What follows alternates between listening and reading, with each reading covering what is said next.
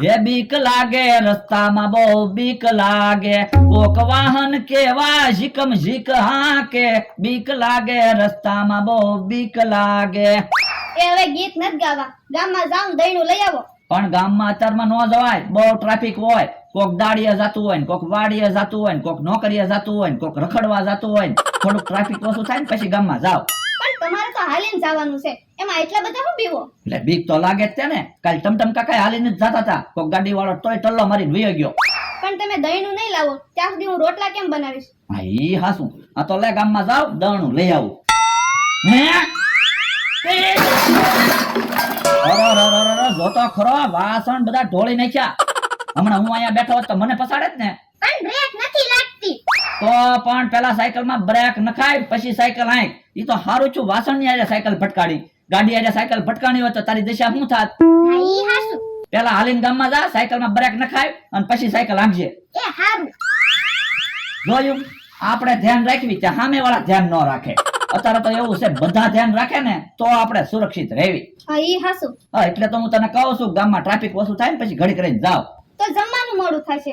એ જમવાનું મોડું થશે ને એ હાલ છે, પણ જમે એવા રહેવી તો જમશું ને. હા ઈ હાસુ. મારો માણા ગયો છે ગામમાં ઝાર લેવા.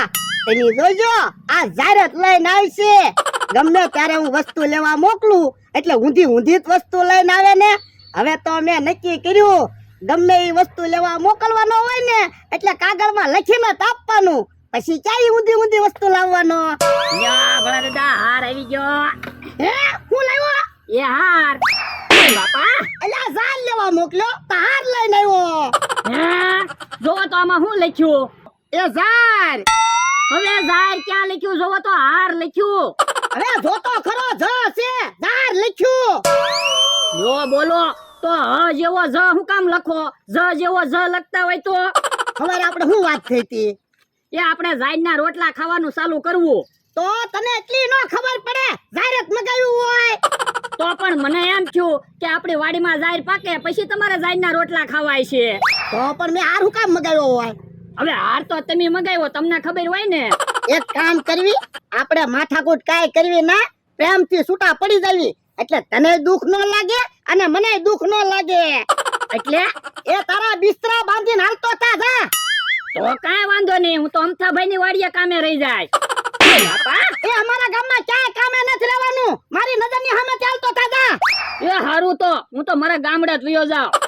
પણ ભોળા દાદા મારી એક છેલ્લી ઈચ્છા છે. હું એ મારે તમારું સન્માન કરવું છે. મારું સન્માન હું કામ કરવું? તો તમે મને 2 વર્ષથી બેઠા બેઠા પગાર આપો તો તમને એનો જહ તો મળવો જ પડે ને.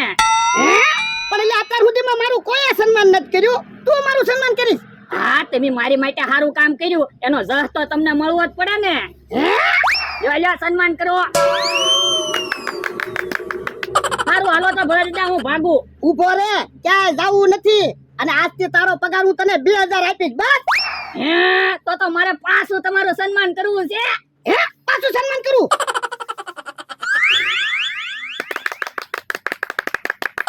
કેમ મને તાળીઓ પાડો?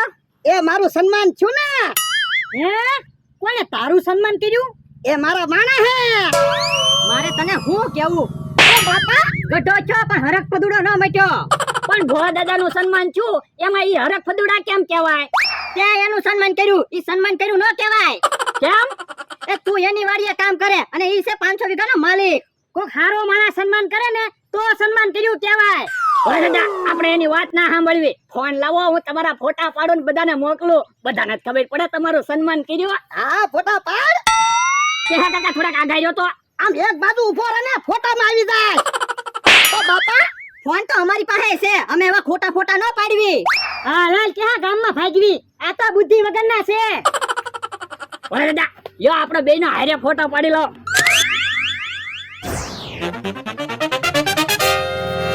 ટીકા પોલીસ ઉપર હેલ્મેટ પહેરાય. એ હારું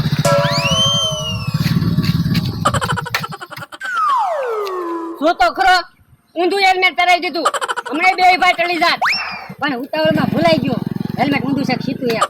પણ ઊંધું હેલ્મેટ પહેરીને કઈ ગાડી હાલે? પણ અમતાભાઈ ઊંધું હેલ્મેટ પહેરીને ગાડી ન હાલે તો મને ખબર છે, પણ ઉતાવળમાં ભૂલાઈ ગયું. એ હારું હવે ધ્યાન રાખજે. હવે અમતાભાઈ એવું બા ટીકમ જો ને ચાલુ ગાડીએ ઊંધું હેલ્મેટ પહેરાવી દીધું. શું કામ? પોલીસ વાળાને મારી. યો બોલો, પોલીસની બીકે તમે ઊંધું હેલ્મેટ પહેરો એની કરતા તમારા જીવનની સુરક્ષા માટે ઘરેથી હેલ્મેટ પહેરી નીકળતા હોય તો આ ઈ તમારું હાસું હો. હવે ગમે ત્યારે ગાડી લઈને નીકળવું ને એટલે હેલ્મેટ પહેરીને નીકળવું. હા હા, ગમે ત્યારે ઘરેથી નીકળો એટલે હેલ્મેટ પહેરીને જ નીકળજો.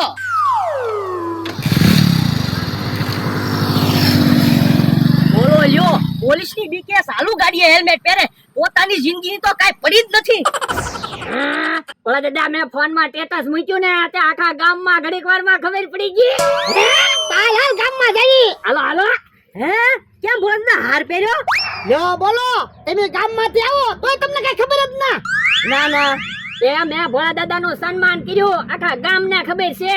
હે ક્યાં ભોળા દાદા નું સન્માન કર્યું? હા સારું છું ભોળા દાદા, ઓકે તો તમારું સન્માન કર્યું. હા હાલ હવે વાતું નથી કરી, ગામમાં ભાગવી. હા હાર પહેરીને આખા ગામમાં ફરશું એટલે બધાને ખબર તો પડે.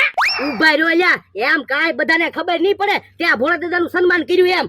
એક કામ કરો, ગળામાં બોર્ડ લગાડી દો એટલે બધાને ખબર પડી જાય ભોળા દાદા નું સન્માન થયું એમ. હા ઈ હાચું. જાતો લા બોર્ડ બનાવતા તો એ હારું.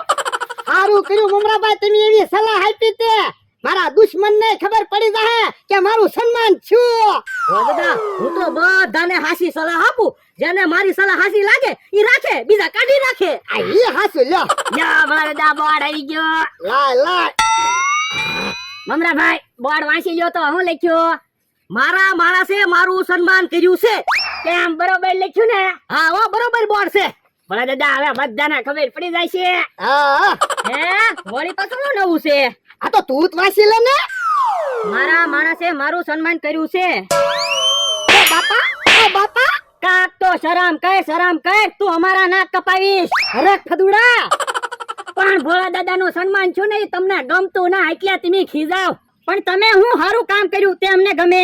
તો પણ તમે હું સારું કામ કરો છો તે તમને ગમે એવા એમ કામ કરવી.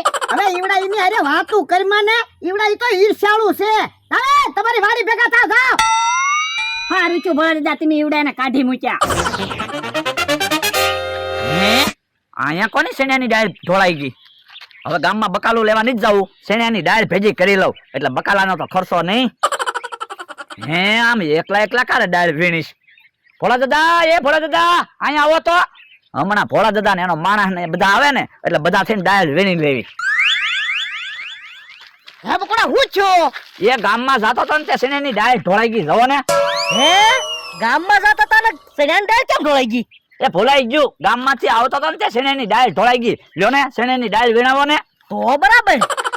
ભોળા દાદા લ્યો સેણાની ડાળ વીણાવો. તું હામું તો જો હું લખ્યો. હે મારા માણસે મારું સન્માન કર્યું છે. મારું સન્માન થયું અને હું સણ્યાની ડાળ વીણું. ભોળા દાદા, તમે સણાની ડાળ વીણતા હોય અને કોક નીકળ્યું હોય તમારા દાંત ન કાઢે? તો હું સણ્યાની ડાળ નથી વીણવાનો. પણ સેનાની ડાળ વીણાવો ને, હજી ખાવાનું બાકી છે. ડાળ લઈને જાય પછી કાક રસોઈ બનશે. અલે 500 રૂપિયા ગામમાંથી જે બકાલું લેવું હોય ને એ લઈ જા. તો વાંધો નહીં, લ્યો હાલો લ્યા.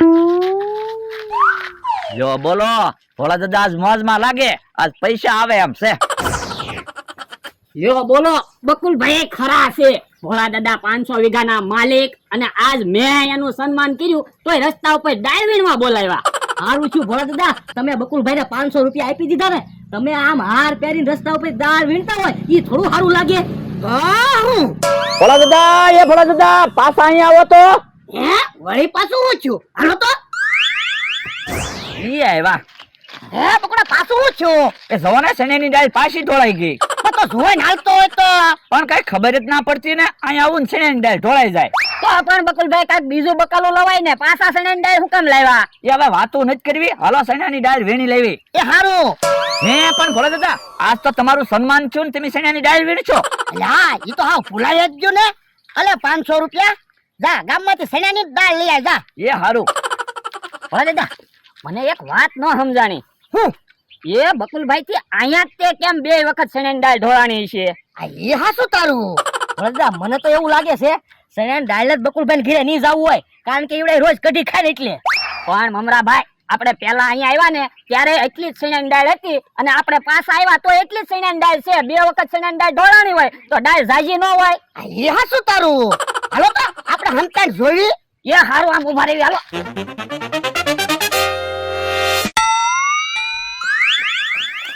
અહીંયા હંતાઈને ઉભા રહેવી. હમણાં ખબર પડી જાય બકુલભાઈ હાસુ બોલે કે નાટક કરે છે. હવે એવા નાટક થોડા કોઈ કરતા હોય, હાસુ સણ્યાની દાળ ઢોળાઈ જતી હોય. મમરાભાઈ તમને નો ખબર હોય, બકુડાને આવા નાટક બહુ આવડે. જો ખોટું બોલતો હોય ને તો આજ તો એને ઢીબી નાખવો છે. હવે બોલતા નહીં, આમ બકુલભાઈ આવે છે. આજ આખો દિવસ શેણાની ડાળ પાસે આવીને ઊભું રહી જવું છે અને ભોળા દાદા પાસેથી પૈસા લીધે રાખવા છે. હમણાં તમે જો પાછો હાથ કરું ને એટલે પાછા આવશે, પાછા 500 રૂપિયા આપશે. ભોળા દાદા, ભોળા દાદા, અહીંયા આવો તો. એ હું છે? હે જો ને શેણાની ડાળ ઢોળાઈ ગઈ. હે પાછી શેરણી દાળ ઢોળાઈ ગઈ? હા ઓય બાપા, ઓય બાપા. ખોટું હું બોલે? અમે હંતાઈને જોતા તા. હે હંતાઈ નો પાછા. હા 1000 રૂપિયા લઈ તો હાલ તો. એ તો શેણાની ડાળ નથી વીણવી હો. એમ નો લે, 1000 રૂપિયા લાવ. અરે ના, હવે પૈસા હું આપો. એમ ક્યાંથી ભાગે? ઉભો તો. ઉભો રહો તો. દાળ ઢોળાઈ ગઈ કઈ 1000 રૂપિયા લઈ ગયો. ભોળા દાદા આજ કકડાટ શું કરો? આજ તમારું સન્માન થયેલું છે. આ ઈ હાસુ.